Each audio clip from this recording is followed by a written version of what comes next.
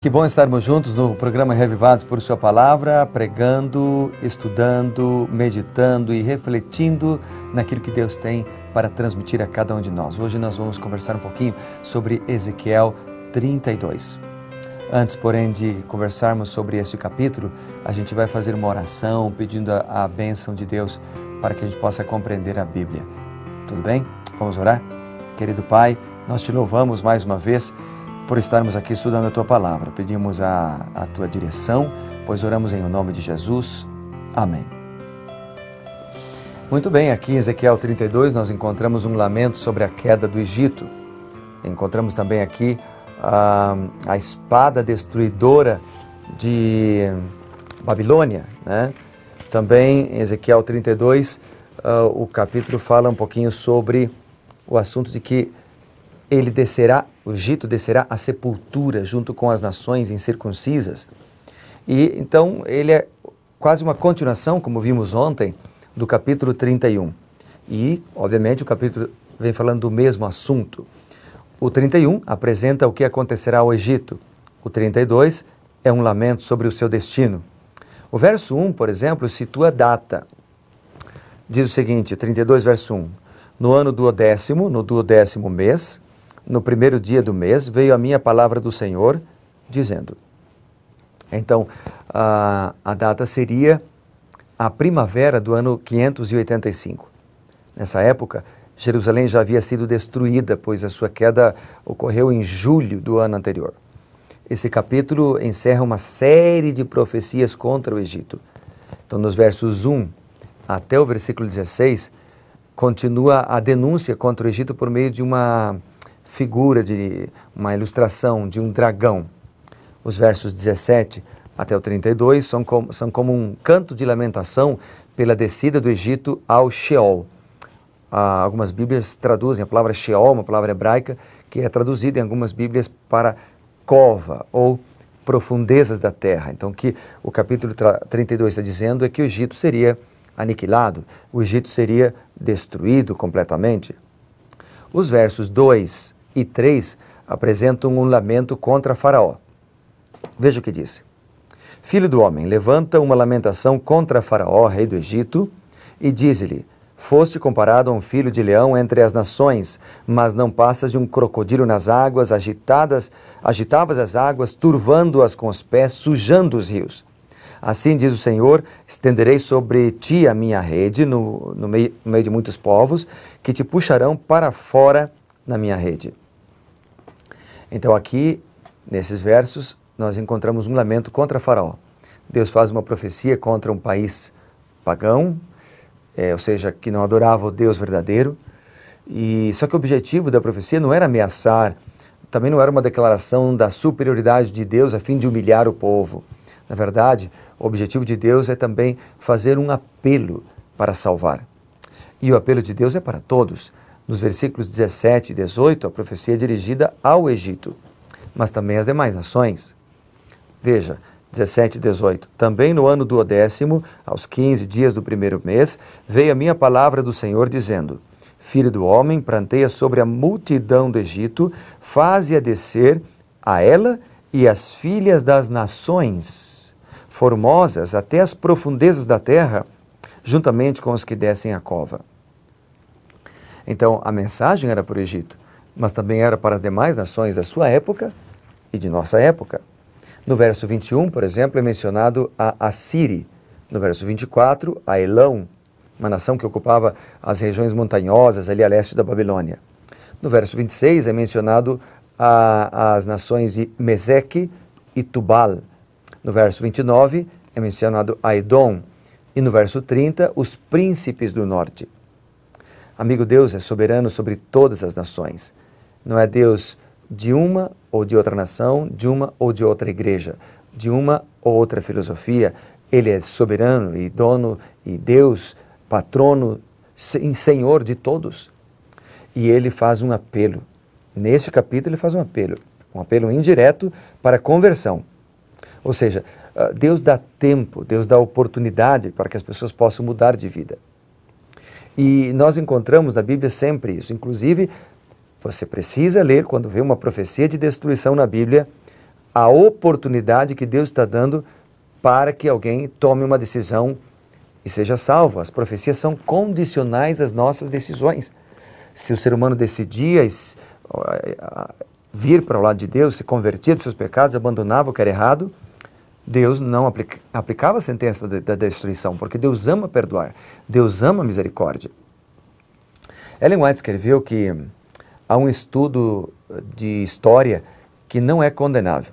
A história sagrada era um dos estudos das escolas dos profetas. Ela diz que no registro do seu trato com as nações foram delineadas as pegadas de Jeová. Assim, hoje em dia, cumpre-nos considerar seu trato com as nações da terra. Mas a história é comumente estudada ocupando-se com os feitos dos homens, suas vitórias nas batalhas, seu êxito nas realizações, né, do poder e da grandeza. E então, essa autora, que foi usada por Deus, ela diz: perde-se de vista a atuação de Deus nos negócios dos homens. Poucos são os que estudam o desenvolvimento do seu desígnio no reerguimento, por exemplo, e queda das nações. No livro Ciência do Bom Viver, nós encontramos essa declaração. Ou seja, ao estudar a história, nós precisamos estudá-la sobre a ótica da atuação de Deus. Deus conduzindo as nações. Vamos ver alguns versos que me chamaram a atenção. Primeiro, verso 21, que diz assim: os mais poderosos dos valentes, juntamente com os que socorrem, lhe gritarão do além. Desceram e lá jazem, e incircuncisos, transpassados a espada. Os mais poderosos dos valentes não podem derrotar a Deus. Não precisamos temer. Deus está do nosso lado. Isaías 41, verso 10 e 13, afirma isso, e há muitos outros versos que afirmam: Deus está conosco. Outro verso que destaca é o 27, que diz assim: e não se acharão com os valentes de outrora, que dentre os circuncisos caíram e desceram ao sepulcro com as suas próprias armas de guerra e com a espada debaixo da cabeça. A iniquidade deles está sobre os seus ossos, e diz: porque eram o terror dos heróis da guerra dos viventes. Então, aqui enfatiza que os mais valentes de outrora caíram. 273 vezes é mencionada na Bíblia, na Bíblia, que Deus com o nome Senhor dos Exércitos. Ou seja, Deus é mais poderoso do que os poderosos.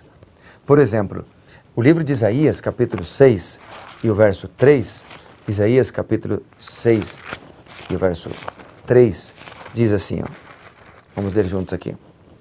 Diz a palavra: e clamavam uns para os outros, dizendo: Santo, Santo, Santo é o Senhor dos Exércitos, toda a terra está cheia da sua glória. Quando a gente vai ali para Oséias, lá depois do livro de Ezequiel, nós encontramos o livro de Oséias no capítulo 12, e no versículo 5, a Bíblia diz assim, o Senhor, o Deus dos exércitos, o Senhor é o seu nome, Senhor, Deus dos exércitos. No livro de Amós, no capítulo 5, um pouquinho mais para frente, no livro de Amós, no capítulo 5, e os versículos 14 e depois versículo 15, dizem o seguinte: Amós 5, verso 14 diz: buscai o bem e não o mal, para que vivais. E assim o Senhor, o Deus dos exércitos, está conosco, como dizeis: aborrecei o mal, amai o bem, e estabelecei na porta o juízo. Talvez o Senhor dos exércitos se compadeça dos restantes de José. Então essa expressão Senhor dos exércitos é para revelar que nação alguma é mais forte e imponente do que Deus. Isso significa que Ele é poderoso, soberano, maior que todas as forças da terra, comanda o mundo e comanda o exército dos anjos. Minha pergunta é: não deveríamos nós, em primeiro lugar, louvar a Deus? Em segundo lugar, reconhecer a sua soberania, sendo fiel a Ele? Em terceiro lugar, aprender com o erro dos outros, no caso de hoje, com o erro das nações pagãs que não aceitaram a mensagem e nem aceitaram o Deus verdadeiro e por isso foram derrotadas? Número 4, orar pelas nações, de maneira específica, orar pela nossa nação, pelos nossos líderes. Número 5, lembrar-se de que um dia todo o mal será destruído da terra. Isaías capítulo 51, verso 16, Isaías 65, versículo 17, 66, verso 22, e 2 Pedro 13, e Apocalipse 21, verso 1, afirmam: Deus erguerá uma nova terra, um novo céu e uma nova terra. Desses versos que citei, vou apenas mencionar 2 deles. Vamos ler então lá em Isaías, por exemplo, 65, verso 17. Isaías 65 e o versículo 17. Um no Antigo eu quero mencionar e o outro no Novo Testamento. Isaías 65, verso 17, diz assim: Pois eis que eu crio novos céus e uma nova terra, e já não haverá lembrança das coisas passadas, nem haverá memória delas. Isaías, depois os outros versos de Isaías, 51, 16, 66, 22, também falam isso. Deus criará um novo céu e uma nova terra. E agora quero ler com você o texto de 2 Pedro. Vamos juntos ali, pertinho do Apocalipse, nós encontramos 2 Pedro, capítulo 3. E aqui no capítulo 3, diz o seguinte no verso 13: Nós, porém, segundo a sua promessa, esperamos um novo céu e uma nova terra, nos quais habita a justiça. Deus prometeu que Ele derrotará todo o mal, assim como derrotou o Egito, derrotará o Egito espiritual, que é a maldade, o pecado, a opressão, a corrupção, a violência, e Ele levará os salvos para o céu na sua segunda vinda e nos fará morar em um novo céu e uma nova terra. Apocalipse 21, verso 1 diz que isso breve acontecerá. Que Deus nos ajude para que possamos estar lá. Eu quero estar, e você quer estar lá também? Vamos orar ao Senhor pedindo que Ele nos ajude, portanto, a sermos fiéis e a buscarmos a Deus cada dia para nos prepararmos para essa grande ocasião.